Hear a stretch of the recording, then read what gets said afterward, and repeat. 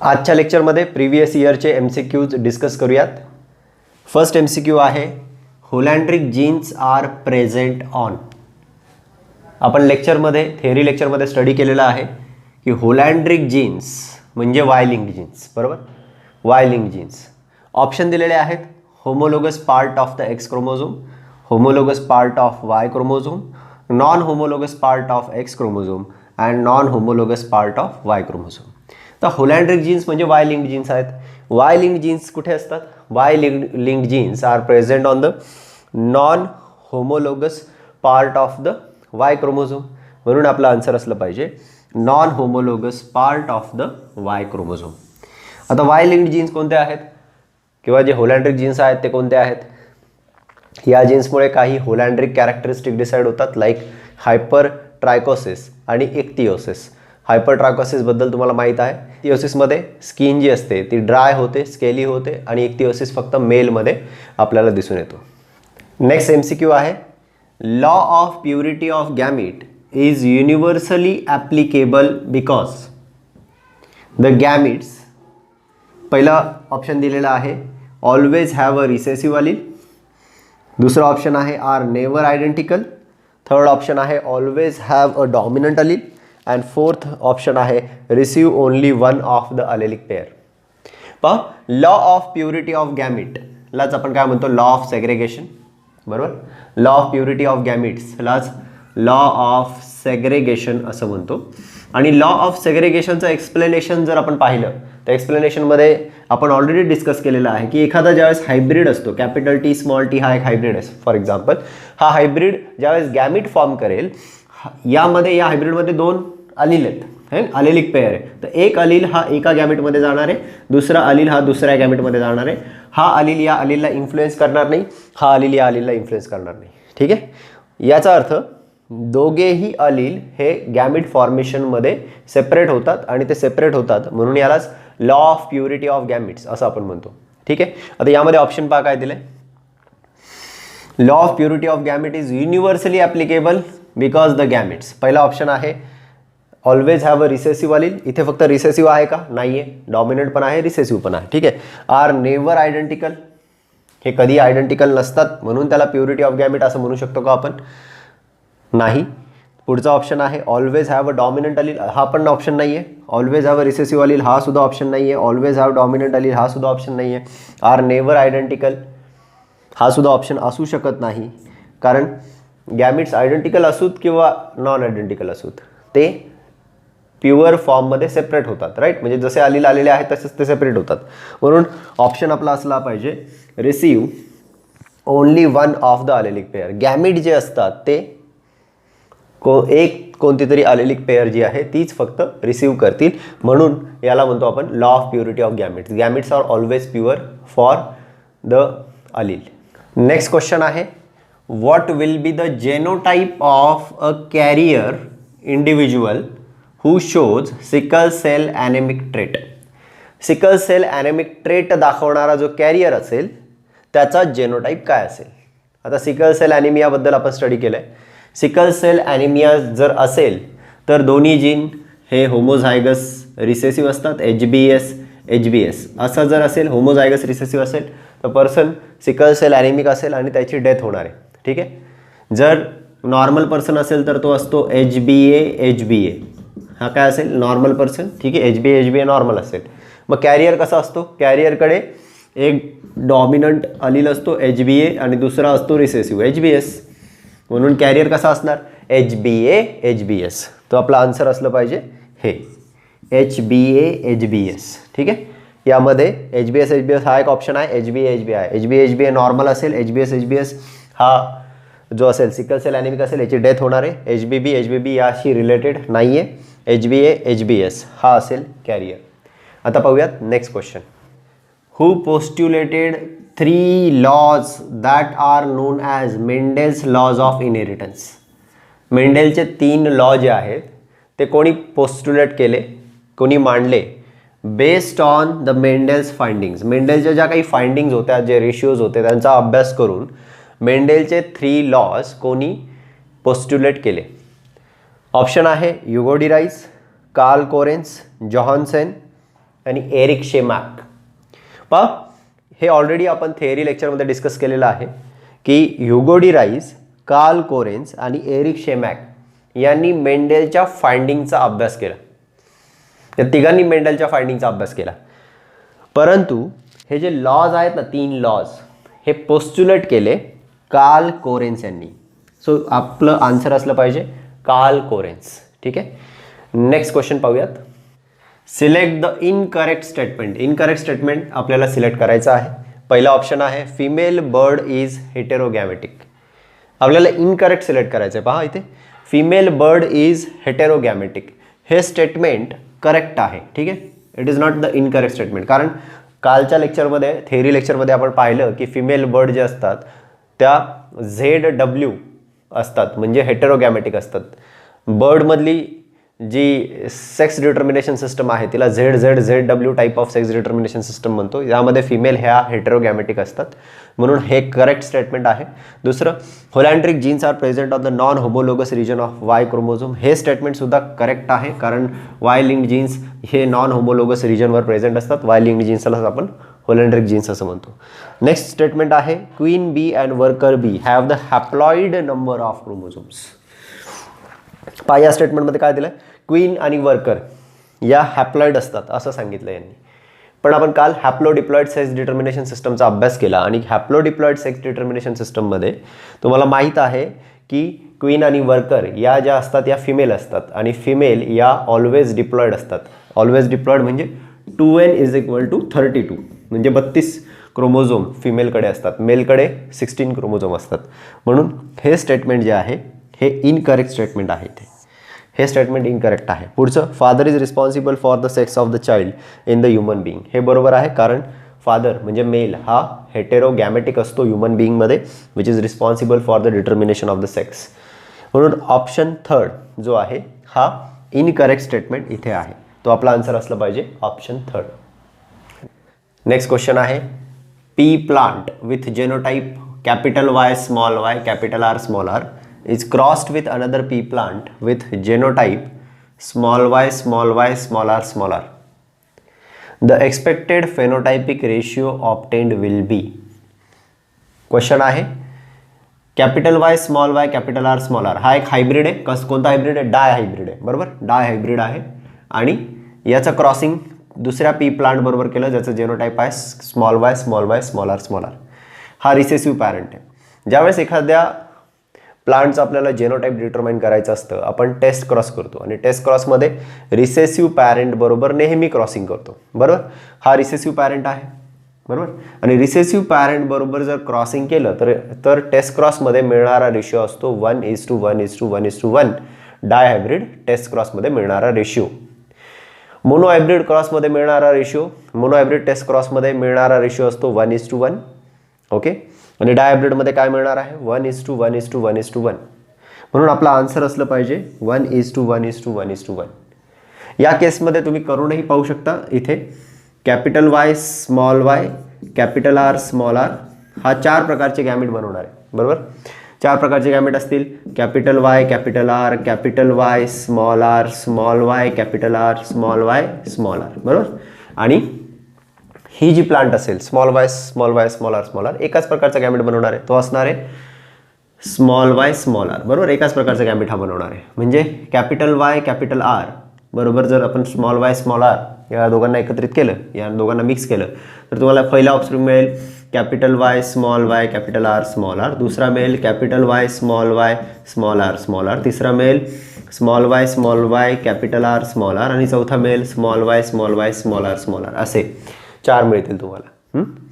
हा असेल yellow round, हा असेल येलो रिंकल्ड, त्यानंतर असेल हा ग्रीन राऊंड आणि हा असेल green wrinkled. Yellow round, yellow wrinkled, green round, green wrinkled. म्हणजे काय मिळेल रेशो? 1:1:1:1. हे करण्याची आवश्यकता नाही जर तुम्हाला डायहायब्रिड क्रॉसचा रेशो माहीत असेल तर. आन्सर असेल 1:1:1:1. पाहूयात नेक्स्ट क्वेश्चन. नेक्स्ट क्वेश्चन आहे The law of dominance is not universally applicable because in some organisms few characters are. Law of dominance हा universally applicable का नाही आहे? पहिला ऑप्शन दिला आहे few characters are completely dominant. काही जे कॅरेक्टर आहेत ते कम्प्लिटली डॉमिनंट असतील. पुढचा ऑप्शन दिला आहे डॉमिनंट पण असतील, रिसेसिव्ह पण असतील. तिसरा ऑप्शन दिला आहे कम्प्लिटली रिसेसिव्ह. आणि लास्ट ऑप्शन दिला आहे इनकम्प्लिटली डॉमिनंट. पहा, लॉ ऑफ डॉमिनन्स हा युनिव्हर्सली ॲप्लिकेबल नाही आहे, हे आपण आपल्या फर्स्ट लेक्चरमध्ये डिस्कस केलं होतं. लॉ ऑफ डॉमिनन्सचा अर्थ असा आहे की एक अलील दुसऱ्या अलीलवर डॉमिनंट असेल आणि मग फक्त डॉमिनंट कॅरेक्टर एक्सप्रेस होईल. परंतु जर इनकम्प्लीट डॉमिनन्स किंवा को डॉमिनन्स जे डेव्हिएशन्स आहेत मेंडेलियन रेशिओचे, हे जर आपण अभ्यासले तर इनकम्प्लीट डॉमिनन्समध्ये मेंबर जे असतात अलेलिक पेअरचे पार्शियली एक्सप्रेस होताना दिसतात आणि को डॉमिनन्समध्ये अलेलिक पेअरचे मेंबर्स हे इक्वली एक्सप्रेस होताना दिसतात. याचा अर्थ कोणीही यामध्ये डॉमिनंट नाही आहे. को डॉमिनंटमध्ये दोघेही एक्सप्रेस होतात, याचा अर्थ कोणी डॉमिनंट नाही आहे. किंवा पार्शियल एक्सप्रेशनमध्ये इनकम्प्लीट डॉमिनन्सच्या सुद्धा दोघांपैकी एकही हा डॉमिनंट नाही आहे. याचा अर्थ लॉ ऑफ डॉमिनन्स हा युनिव्हर्सली ॲप्लिकेबल नाही आहे. युनिव्हर्सली ॲप्लिकेबल नाही आहे म्हणजे सर्व ऑर्गॅनिझम्ससाठी तो ॲप्लिकेबल नाही आहे. का नाही आहे हे आपल्याला इनकम्प्लीट डॉमिनन्स आणि को डॉमिनन्स यांच्या एक्झाम्पल्सवरनं समजतं.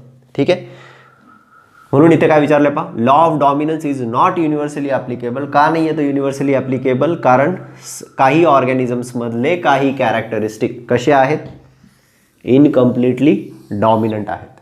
ठीक आहे, इथे बाकीचे ऑप्शन पहा काय दिलेत, कम्प्लिटली डॉमिनंट. कम्प्लिटली डॉमिनंट असेल तर लॉ ऑफ डॉमिनन्स ॲप्लिकेबल झाला असता, म्हणून हा ऑप्शन असू शकत नाही. डॉमिनंट आणि रिसेसिव्ह असे असतील तरी पण एक डॉमिनंट आहे याचा अर्थ, म्हणून हा सुद्धा ऑप्शन असू शकत नाही. कम्प्लिटली रिसेसिव्ह असेल एक कोणीतरी, तर कोणीतरी कम्प्लिटली डॉमिनंट असेल, बरोबर की नाही, म्हणून हे सुद्धा ऑप्शन असू शकत नाही. इनकम्प्लीट डॉमिनन्स किंवा को डॉमिनन्स असा जर ऑप्शन असेल तर तुम्ही तो सिलेक्ट कराल, म्हणून इथे आन्सर आहे ऑप्शन डी. पाहूयात नेक्स्ट क्वेश्चन. नेक्स्ट क्वेश्चन आहे, a test cross is a back cross but a back cross is not necessarily a test cross. Test cross हा बॅक क्रॉस आहे, पण बॅक क्रॉस सर्व बॅक क्रॉस हे test cross असतीलच असं नाही. Because a test cross is always between. Test cross हा नेहमी कोणामध्ये असतो? पहा, असं स्टेटमेंट आपण थेअरी लेसनमध्ये स्टडी केलेलं आहे. या टाईपचा क्वेश्चन किंवा या टाईपचे आपण MCQ सुद्धा अगोदर डिस्कस केलेले आहेत. टेस्ट क्रॉसला बॅक क्रॉस म्हणतात, पण सर्व बॅक क्रॉस हे टेस्ट क्रॉस नाही आहेत. का? याचं कारण पहा, ऑप्शन फर्स्ट दिलेला आहे, F1 hybrid is crossed with the F1 hybrid. F1 हायब्रिडचं F1 hybrid बरोबर क्रॉस होतं का टेस्ट क्रॉसमध्ये? तर नाही. F1चं F1 बरोबर क्रॉसिंग करत नाहीत आपण. आपल्याला जेनोटाईप डिटरमाइन करायचा असतो आणि त्यासाठी आपण जो हायब्रिड असेल किंवा जो डॉमिनंट कॅरेक्टरिस्टिकवाला प्लांट असेल त्याचं आपण त्याच्या रिसेसिव्ह पॅरेंटबरोबर क्रॉसिंग करतो, यालाच आपण टेस्ट क्रॉस म्हणतो.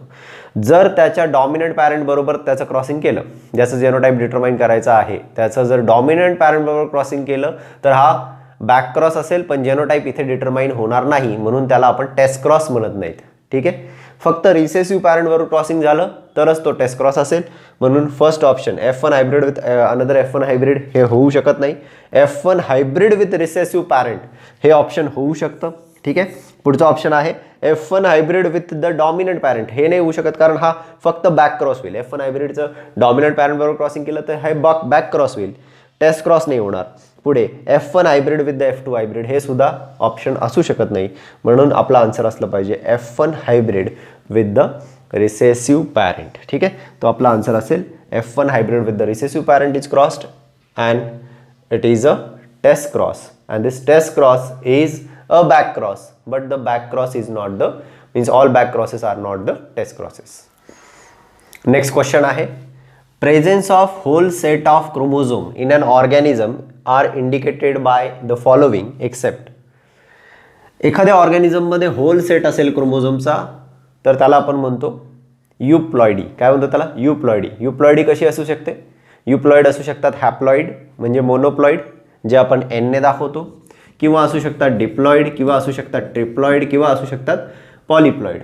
ठीक आहे, पॉलिप्लॉइड म्हणजे खूप सारे होल सेट ऑफ क्रोमोझोम. पण जर एखादा क्रोमोझोम ॲड झाला किंवा एखादा क्रोमोझोम डिलीट झाला तर त्याला आपण म्हणतो ॲनिओप्लॉइडी. बरोबर, म्हणून इथे काय विचारलंय, presence of whole set of chromosome in an organism is indicated by the following except. Diploidy whole set indicate करतं, ट्रिप्लॉइडी होल सेट इंडिकेट करतो, पॉलिप्लॉइडी सुद्धा होल सेट इंडिकेट करतो. पण जो ॲन्युप्लॉइडी आहे हा होल सेट इंडिकेट करत नाही. सो आपला आन्सर असलं पाहिजे एक्सेप्ट ॲन्युप्लॉइडी. पाहूयात नेक्स्ट क्वेश्चन. नेक्स्ट क्वेश्चन आहे telomeres have unique property of. First option condensation of the chromatin network. दुसरा option prevention of ends of chromosomes from sticking together. Next option attaching to the spindle fibres. आणि last option आहे regulation of the protein synthesis. जर तुम्ही theory lectures पाहिले असतील तर theory लेक्चरमध्ये आपण हे ऑलरेडी डिस्कस केलेलं आहे. क्रोमोझोमचं जे स्ट्रक्चर असतं त्या क्रोमोझोमच्या स्ट्रक्चरमध्ये at the end of chromosome काही रिजन असतात, यांना म्हणतो आपण टेलोमियर. सेकंडरी कन्स्ट्रिक्शनच्या नंतर काही रिजन्स दिसतात त्यांना टेलोमियर म्हणतात. आणि टेलोमियरबद्दल ऑलरेडी आपण डिस्कस केलेलं आहे की टेलोमियर्स दोन क्रोमोझोम्सला अटॅच होऊ देत नाहीत, स्टिक होऊ देत नाहीत. त्यामुळे दोन्ही क्रोमोझोम इझिली सेपरेट होतात मियोसिस नंतर. ठीक आहे, मियोसिसमध्ये दोन्ही क्रोमोझोम सेपरेट होण्यासाठी टेलोमियर्स असणं आवश्यक आहे. टेलोमियरमुळे क्रोमोझोम्स एकमेकांना चिटकत नाहीत, स्टिक होत नाहीत. ओके, यामुळे जे नॉन डिसजंक्शन आहे क्रोमोझोमचं ते प्रिव्हेंट होतं. डिसजंक्शन म्हणजे सेपरेशन ऑफ क्रोमोझोम, आणि या डिसजंक्शनसाठी या टेलोमियर्सची आवश्यकता असते. ऑप्शन जो सेकंड दिलेला आहे तो पहा, prevention of end of chromosomes from sticking together. This should be the correct option, कारण टेलोमियरची ही एक युनिक प्रॉपर्टी आहे की ज्यामुळे क्रोमोझोम्सचे जे एंड आहेत ते एकमेकांबरोबर चिटकत नाहीत आणि मियोसिस फर्स्टमध्ये क्रोमोझोम्स इझिली रिकॉम्बिनेशन नंतर सेपरेट होऊ शकतात. पाहूयात आता नेक्स्ट क्वेश्चन. नेक्स्ट क्वेश्चन आहे Mendel collected 1064 seeds from a cross between the tall and the dwarf garden pea plant. From this 787 grew tall and 277 grew dwarf. This represent. मेंडेलला 1064 seeds मिळाल्या. या 1064 सीडपैकी 787 या टॉल मिळाल्या आणि 277 या डॉर्फ मिळाल्या. ठीक आहे, तर हा जो रेशिओ आहे काय रिप्रेझेंट करतो? पहा, रेशिओमध्ये फक्त टॉल आणि डॉर्फच मिळाले, म्हणजे हा रेशिओ मोनो हायब्रिड क्रॉस असणार आहे ऑब्व्हियसली. ठीक आहे, म्हणून इथे डाय हायब्रिड हा ऑप्शन निघून जातो, ट्राय हायब्रिड हा ऑप्शन निघून जातो. ओके, टेस्ट क्रॉस हा होऊ शकत नाही, कारण टेस्ट क्रॉसमध्ये मिळणारा रेशिओ 1:1 असला पाहिजे मोनो हायब्रिडमध्ये. इथे 1:1 मिळत नाही आहे, बरोबर का नाही? इथे अराउंड रेशिओ आहे तो 3:1, 3 टॉल अँड 1 डॉर्फ असा दिसतोय आपल्याला. म्हणून हा क्रॉस टेस्ट क्रॉस असू शकत नाही, पण मोनो हायब्रिड क्रॉस असू शकतो. मोनो हायब्रिड क्रॉसमधला हा फेनोटायपिक रेशिओ 3:1, 3 टॉल आणि 1 डॉर्फ असा मिळू शकतो. म्हणून आपला आन्सर असलं पाहिजे मोनो हायब्रिड. नेक्स्ट क्वेश्चन आहे the best method to expose lethal gene is.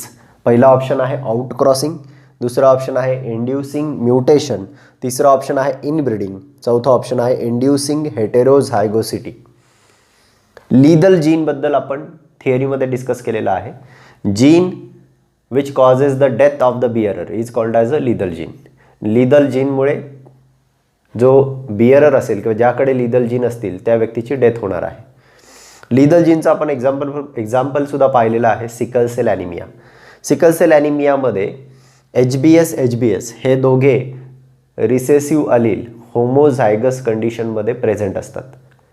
म्हणजे होमोझायगस कंडिशनमध्ये असेल तर रिसेसिव्ह जीन किंवा रिसेसिव्ह लीदल जीन हा एक्सप्रेस होईल. जर दोन कॅरियरच्या मध्ये आपण जर मॅरेज केलं तर कॅरियर कसे असतील? एक कॅरियर असेल HBS आणि दुसरा कॅरियर असेल HBS. दोन कॅरियरच्या मध्ये मॅरेज जर आपण केलं तरच आपल्याला चान्स आहे की यांच्या ऑफस्प्रिंगमध्ये एक होमोझायगस मिळेल आणि लीदल जीनचं एक्सप्रेशन होईल. जर दोन कॅरियरच्या मध्ये मॅरेज केलं तर काय मिळतं आपल्याला? एक मिळतो आपल्याला नॉर्मल, बरोबर की नाही? दोन आपल्याला मिळतात कॅरियर आणि एक आपल्याला मिळतो सिकल सेल ॲनिमिक. हे फेनोटाईप आणि जेनोटाईप आपण ऑलरेडी डिस्कस केलेलं आहे. म्हणजेच या सिकल सेल ॲनिमिकला एक्सप्रेस करायचं असेल किंवा एक्सपोज करायचं असेल किंवा लीदल जीनला एक्सपोज करायचं असेल तर दोन कॅरियरच्या मध्ये मॅरेज करावं लागेल. दोन कॅरियरचं जेनोटाईप सारखाच असेल या कॅरेक्टरसाठीचं तरी 2 कॅरियरचा जेनोटाईप सारखाच असेल आणि ज्या वेळेस 2 ऑर्गॅनिझम्स जे असतील त्यांचा जेनोटाईप आयडेंटिकल आहे किंवा सारखा आहे आणि त्यांच्यामध्ये आपण क्रॉसिंग करतो त्यावेळेस त्याला आपण इनब्रीडिंग असं म्हणतो. ठीक आहे. पहिला ऑप्शन जो दिलेला आहे तो आउट क्रॉसिंग आहे. आउट क्रॉसिंग म्हणजे 2 अनरिलेटेड ऑर्गॅनिझम्समध्ये जर क्रॉसिंग केलं आपण तर होमोझायगस कंडिशन मिळण्याची शक्यताच नाही आहे. 2 अनरिलेटेड ऑर्गॅनिझम्स असतील, एक सपोज नॉर्मल आहे आणि एक कॅरियर आहे, यांच्यामध्ये जर तुम्ही मॅरेज केलं किंवा क्रॉसिंग केलं तर तुम्हाला सिकल सेल ॲनिमिक एक्सपोज होणार नाही, बरोबर की नाही, किंवा जो लिथल जीन आहे तो एक्सपोज होणार नाही. म्हणून आउट क्रॉसिंग हा ऑप्शन असू शकत नाही, कारण आउट क्रॉसिंगमध्ये आपण 2 अनरिलेटेड ऑर्गॅनिझम्समध्ये क्रॉसिंग करतो. इंड्युसिंग म्युटेशन हा सुद्धा ऑप्शन असू शकत नाही, कारण म्युटेशन जर आपण इंड्यूस केले तर कदाचित असंही असू शकेल की रिसेसिव्ह जीन डॉमिनंट होईल किंवा जे नॉर्मल डॉमिनंट जीन आहेत ते रिसेसिव्ह होतील. याने जो ॲक्च्युअल जीन आपल्याला स्टडी करायचा असेल त्याच्यामध्ये पण चेंजेस होऊ शकतात. त्यामुळे म्युटेशन इंड्यूस करून आपल्याला समजणार नाही की जीन लिदल आहे की नाही. ठीक आहे. इनब्रीडिंग करून, जसं आपण आत्ता डिस्कस केलं, 2 कॅरियरच्या मध्ये मॅरेज करून किंवा 2 जे इंडिव्हिज्युअल ज्यांचा जेनोटाईप सेम आहे, सारखा आहे त्या स्पेसिफिक कॅरेक्टरिस्टिकसाठी, यांच्यामध्ये जर क्रॉसिंग केलं तर आपल्याला होमोझायगस कंडिशनवाला लिदल जीन मिळू शकतो आणि ज्यामुळे त्याचं एक्सप्रेशन होऊन आपल्याला तो दिसेल. म्हणून इथे आपला आन्सर असलं पाहिजे इनब्रीडिंग. पुढचा ऑप्शन दिलेला आहे इंड्युसिंग हेटेरोझायगोसिटी. जर हेटेरोझायगोसिटी इंड्यूस केली तर फेनोटाईप तर नॉर्मल असणार आहे. फॉर एक्झाम्पल बघा ना, कॅरियर कसे आहेत, हेटेरोझायगस आहेत ना कॅरियर, HBA आणि HBS. एक डॉमिनंट आहे, एक रिसेसिव्ह आहे. तर या केसमध्ये हा रिसेसिव्ह एक्सप्रेस नाही होत. म्हणून हेटेरोझायगोसिटी इंड्यूस केली तर आपल्याला लिदॅलिटी किंवा लिदल जीन जो आहे तो त्याचा फेनोटाईप दिसणार नाही आहे. म्हणून आपला आन्सर असलं पाहिजे इनब्रीडिंग. पाहूयात नेक्स्ट क्वेश्चन. नेक्स्ट क्वेश्चन आहे PYQ मधला, number of linkage group in the honey bees are. इथे विचारले नंबर ऑफ लिंकेज ग्रुप किती असतात हनी बीजमध्ये. ऑप्शन दिला आहे 8, 32, 34, 16. 4 ऑप्शन दिले. आता लिंकेज ग्रुप काय असतं हे पण आपण थेरी लेक्चर्समध्ये डिस्कस केलेलं आहे. एका क्रोमोझोमवर असणारे जे जीन्स असतात ते एकमेकांबरोबर लिंक्ड असतात आणि ते एक लिंकेज ग्रुप फॉर्म करतात, बरोबर. म्हणजे या सपोज हा एक क्रोमोझोम आहे, या क्रोमोझोमवर असलेले सर्व जीन्स हे लिंक्ड जीन्स असतील आणि हे एक लिंकेज ग्रुप फॉर्म करतात. जर आपण 2 होमोलोगस क्रोमोझोम कन्सिडर केले, म्हणजे one pair of homologous chromosome आपण जर कन्सिडर केलं तर या जीनवर, या क्रोमोझोमवर जे जीन असणार आहेत तसेच जीन या क्रोमोझोमवर सुद्धा असणार आहेत. जे दोघांवर सेम जीन्स असणार आहेत, या दोघांवर सेम जीन असणार आहेत, म्हणून या दोघांना आपण एकच लिंकेज ग्रुप कन्सिडर करतो. होमोलोगस क्रोमोझोमची पेअर ही एक लिंकेज ग्रुप म्हणून कन्सिडर केली जाते, किंवा सिंपल तुम्ही हॅप्लॉइड नंबर ऑफ क्रोमोझोम्सला एक लिंकेज ग्रुप कन्सिडर करू शकता. ठीक आहे. जर हॅप्लॉइड नंबर ऑफ क्रोमोझोमला आपण एक लिंकेज ग्रुप कन्सिडर केलं किंवा एका पेअरला एक लिंकेज ग्रुप म्हणून जरी कन्सिडर केलं तरी आपला आन्सर जे असेल ते पहा असलं पाहिजे 16. कारण हनीबीजमध्ये क्रोमोझोम असतात 32, 2n इज इक्वल टू 32 असतात हनीबीजमध्ये. मग n इज इक्वल टू काय असेल, n इज इक्वल टू 16. आणि आपण आत्ताच डिस्कस केलं की haploid number of chromosomes is equal to the number of linkage group. किती हॅप्लॉइड क्रोमोझोम आहे, 16. मग किती लिंकेज ग्रुप असतील, 16. आपला आन्सर असलं पाहिजे 16. पाहूयात नेक्स्ट क्वेश्चन. नेक्स्ट क्वेश्चन आहे occurrence of extra chromosome in diploid set of chromosome is called. एखादा डिप्लॉइड सेट असेल क्रोमोझोमचा, त्यामध्ये एक एक्स्ट्रा क्रोमोझोम आला तर आपण त्याला काय म्हणणार. ऑप्शन फर्स्ट आहे मोनोसोमी, दुसरा आहे पॉलिझोम, तिसरा ट्रायसोमी आणि चौथा आहे पॉलिप्लॉइडी.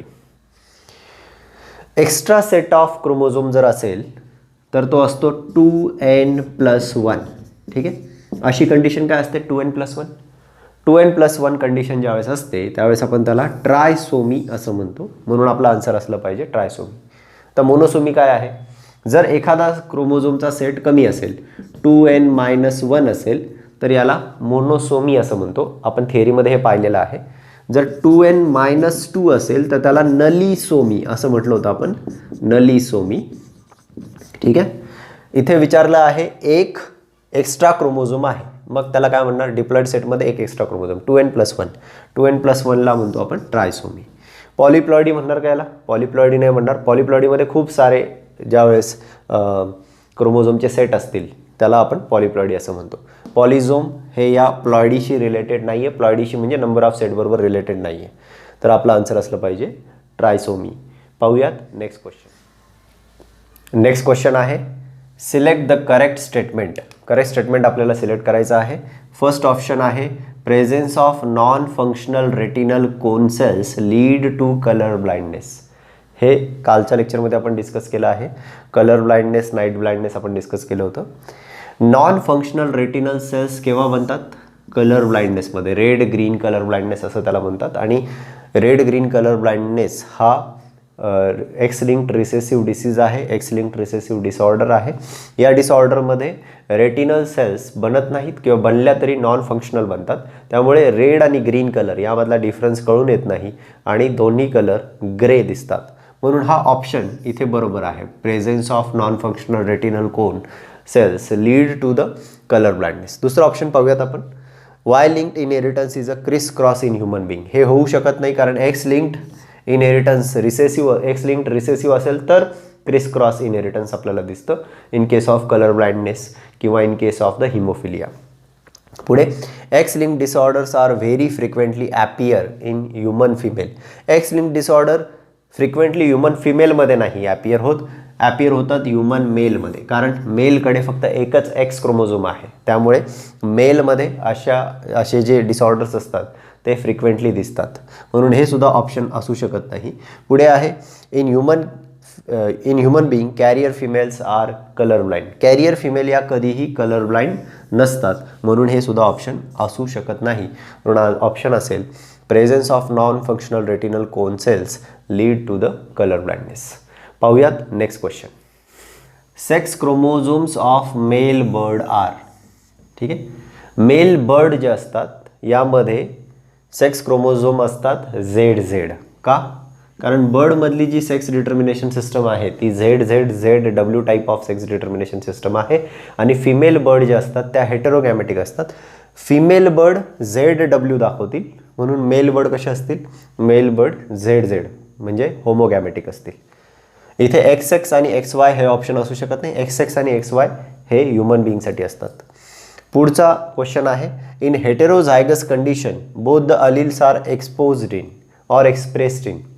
हेटेरोझायगस कंडिशनमध्ये दोघेही अलील एक्सप्रेस होतात तर याचं एक्झाम्पल काय आहे? पहिला ऑप्शन आहे डायबिटीस, दुसरा ऑप्शन आहे AB ब्लड ग्रुप, तिसरा ऑप्शन आहे कलर ब्लाइंडनेस, चौथा ऑप्शन आहे हिमोफिलिया. पहा, हिमोफिलिया आणि कलर ब्लाइंडनेस हे दोघे ऑप्शन असू नाही शकत. कारण हिमोफिलिया आणि कलर ब्लाइंडनेस हे दोघेही रिसेसिव्ह जीनमुळे, रिसेसिव्ह अलीलमुळे एक्सप्रेस होणारे कॅरेक्टरिस्टिक्स आहेत. कलर ब्लाइंडनेस असेल किंवा हिमोफिलिया असेल, जर रिसेसिव्ह असेल तरच एक्सप्रेस होईल. म्हणजे होमोझायगस कंडिशनमध्ये एक्सप्रेस होतात, हेटेरोझायगस कंडिशनमध्ये एक्सप्रेस होत नाहीत. राहिला ऑप्शन डायबिटीसचा, तर डायबिटीस हे बॉडी कॅरेक्टरिस्टिकमुळे डिटरमाइन होतं. पुढचा ऑप्शन आहे AB blood group. AB blood ग्रुपमध्ये बघा दोन अलील असतात, एक IA, दुसरा कोणता IB. IA आणि IB हे को डॉमिनंट असतात. आपण ABO blood group system study केलेला आहे. त्यामध्ये आपण पाहिलं की IA आणि IB हे दोघे जे अलील आहेत हे दोघेही एक्सप्रेस होतात. इथे को डॉमिनंट दिसतं. मल्टिपल अलेलिझमचं हे एक एक्झाम्पल आहे. तर आपला आन्सर असलं पाहिजे AB blood group. It is expressed in the heterozygous condition. A सुद्धा एक्सप्रेस होतो, B सुद्धा एक्सप्रेस होतो इथे हेटेरोझायगस कंडिशनमध्ये, आणि दोघेही को डॉमिनंट. क्वेश्चन आहे select the incorrect statement. Incorrect statement select करायचं आहे. पहिलं स्टेटमेंट आहे haemophilia is cause due to the deficiency of factor 8 and factor 9. हे स्टेटमेंट बरोबर आहे. It is not incorrect. This is a correct statement. कारण haemophilia याला ब्लिडर्स डिसीज असं सुद्धा म्हणतो आपण, आणि यामध्ये फॅक्टर 8 आणि फॅक्टर 9 तयार होत नाहीत. त्यामुळे कंटिन्युअसली ब्लिडिंग होऊ शकतं. ठीक आहे. त्यामुळे हे स्टेटमेंट बरोबर आहे, इनकरेक्ट नाही आहे. दुसरं स्टेटमेंट आहे gene for normal clotting is present on the non homologous part of X chromosome. आता हिमोफिलिया हा एक्स लिंक्ड रिसेसिव्ह डिसीज आहे, बरोबर. एक्स लिंक्ड म्हणजे काय? यासाठी असलेला जीन हा नॉन होमोलोगस पार्टवर असेल एक्स क्रोमोझोमच्या. जर रिसेसिव्ह जीन नॉन होमोलोगस पार्टवर असेल एक्स क्रोमोझोमच्या, तर नॉर्मल पर्सनमध्ये असलेला डॉमिनंट जीन सुद्धा नॉन होमोलोगस पार्टवरच असेल. म्हणजे फॉर एक्झाम्पल बघा, एक्स कॅपिटल एच असं असेल तर पर्सन नॉर्मल असेल, बरोबर. एक्स स्मॉल एच असेल तर ही फिमेल जी असेल ही ॲफेक्टेड असेल. आणि जर x capital x small H असेल तर ही कॅरियर असेल. म्हणजे लोकेशन तर त्यांचं सेमच असणार आहे, एक तर डॉमिनंट असो किंवा रिसेसिव्ह असो. म्हणजे यांचं लोकेशन काय असणार आहे, non homologous part of X chromosome. म्हणून हे स्टेटमेंटसुद्धा बरोबर आहे. Gene for normal clotting is present on the non homologous part of X chromosome. म्हणजे डॉमिनंट जीन हा नॉन होमोलोगस पार्टवर प्रेझेंट आहे. हे स्टेटमेंटसुद्धा बरोबर आहे. पुढचं statement, in haemophilia RBCs are sickle shape. खूप सोप्पा क्वेश्चन आहे, कारण बाकीचे स्टेटमेंट जरी तुम्हाला येत नसतील तरी इथे तुम्हाला इझिली आन्सर मिळेल. हिमोफिलियामध्ये आरबीसी सिकल शेप नसतात. आरबीसी सिकल सेल असतात, सिकल सेल शेप असतात सिकल सेल ॲनिमियामध्ये. ठीक आहे, म्हणजे हे स्टेटमेंट इथे इनकरेक्ट आहे. पुढचं स्टेटमेंट पाहूयात. Carrier female for haemophilia have one recessive gene on the X chromosome. इथेच आता आपण बघितलं कॅरियर कशी असते, X capital H X small H. म्हणजे कॅरियर फिमेल जी असेल या कॅरियर फिमेलकडे एक डॉमिनंट आणि एक काय असेल, रिसेसिव्ह अलील असेल. म्हणून इथे दिलं आहे carrier female have for haemophilia have one recessive gene on the X chromosome. हे सुद्धा बरोबर आहे स्टेटमेंट. म्हणजे इनकरेक्ट स्टेटमेंट आहे, in haemophilia RBCs are sickle shape. Next question आहे, which one of the following describe best about the codominance of alleles. Codominance अलीलचं आपल्याला कोणत्या एक्झाम्पलवरनं समजेल. पहिला आहे, वन इज रिसेसिव्ह. एकच रिसेसिव्ह आहे तर हे होऊ नाही शकत कोडॉमिनन्समध्ये. बोथ आर डॉमिनंट हे होऊ शकतं, बरोबर की नाही. मग हे आन्सर असलं पाहिजे, बोथ आर डॉमिनंट. कोडॉमिनंट म्हणजे दोन्ही डॉमिनंट असतात. पुढचं ऑप्शन पहा, वन इज डॉमिनंट. एकच डॉमिनंट असेल तर हे डॉमिनन्स होईल, कोडॉमिनन्स नाही होणार, बरोबर. आणि बोथ आर रिसेसिव्ह असेल तर हे रिसेसिव्ह होईल. म्हणून आन्सर असलं पाहिजे बोथ आर डॉमिनंट. पाहूयात नेक्स्ट क्वेश्चन. नेक्स्ट क्वेश्चन आहे, tall pea plant with the axial flower is crossed with dwarf pea plant with the terminal flower. इथे दोन कॅरेक्टर आहेत, तुम्ही पाहू शकता, टॉल आणि एक्झियल फ्लावर आणि डॉर्फ विथ टर्मिनल फ्लावर. ठीक आहे, two pair of contrasting character इथे कन्सिडर केलेत. म्हणून हा डायहायब्रिड क्रॉस असला पाहिजे. ठीक आहे, मग इथे त्यांनी दिलं आहे की असं जर क्रॉसिंग केलं, tall pea plant with axial flower is crossed with dwarf pea plant with the terminal flower. आणि हे रिझल्ट्स मिळालेत. टॉल विथ एक्झियल फ्लावर 315 मिळाले, टॉल विथ टर्मिनल फ्लावर 108 मिळालेत, डॉर्फ विथ एक्झियल फ्लावर 101 मिळालेत, डॉर्फ विथ टर्मिनल फ्लावर 32 मिळालेत. आता पहा इथे यामध्ये जर आपण इथे पाहिलं तर डायहायब्रिड क्रॉस आहे. सरळ समजते आपल्याला डायहायब्रिड क्रॉस आहे. डायहायब्रिड क्रॉस असेल तर फेनोटायपिक रेशो आपल्याला काय मिळालं पाहिजे, 9:3:3:3:1. मग याचं जर आपण कंपॅरिझन केलं तर गुणिले जर 9 केलं तर अराउंड याच्या जवळपास व्हॅल्यू मिळेल आपल्याला. ओके, आणि जर इथे गुणिले 3 केलं तर याच्या जवळपास व्हॅल्यू मिळेल. इथे गुणिले 3 केलं तरी जवळपास व्हॅल्यू मिळेल. आणि इथे आपण 1 जर कन्सिडर केलं तर ही व्हॅल्यू असेल. ठीक आहे, म्हणजे जनरली इथे रेशो मिळतो तो आहे 9:3:3:1. ठीक आहे, विच क्रॉस इट रिप्रेझेंट असं त्यांनी विचारलं आहे. क्वेश्चन मोठा आहे, खूप सिम्पल आहे. याचा आन्सर इथेच आहे. हे ऑप्शन्स दिले नसते तरी आन्सर आपलं असलं असतं डायहायब्रिड क्रॉस, कारण डायहायब्रिड क्रॉसमध्ये मिळणारा रेशो असेल 9:3:3:1. सो आपलं आन्सर असलं पाहिजे डायहायब्रिड क्रॉस. इथे टेस्ट आन्सर असू नाही शकत, ट्राय हायब्रिड असू शकत नाही किंवा मोनो हायब्रिडही असू शकत नाही, कारण मोनो हायब्रिडमधला रेशो 3:1 असतो. इथे 4 मिळाले तुम्हाला रेशोमध्ये. ठीक आहे, तो आन्सर असलं पाहिजे आपलं डायहायब्रिड क्रॉस. पाहूयात नेक्स्ट क्वेश्चन. नेक्स्ट क्वेश्चन आहे, the difference between the parent and offspring of the same parent and individuals of the same species are called. एका स्पेशीजमध्ये असलेले जे इंडिव्हिज्युअल्स आहेत यांच्यामध्ये असलेले डिफरन्स किंवा पॅरेंट आणि ऑफस्प्रिंग यांच्यामध्ये असलेले डिफरन्स यांना आपण काय म्हणणार. ऑप्शन आहे हेरेडिटी, ॲलिलिझम, व्हेरिएशन्स, होमोलॉजी. तुम्हाला माहिती आहे की डिफरन्सेस जे पॅरेंट आणि ऑफस्प्रिंगमध्ये आहेत किंवा जे सिबलिंग्समध्ये आहेत किंवा स्पीशीजमध्ये असलेल्या इंडिव्हिज्युअल्समध्ये आहेत यांना आपण म्हणतो व्हेरिएशन्स. म्हणून आपलं आन्सर असलं पाहिजे व्हेरिएशन्स.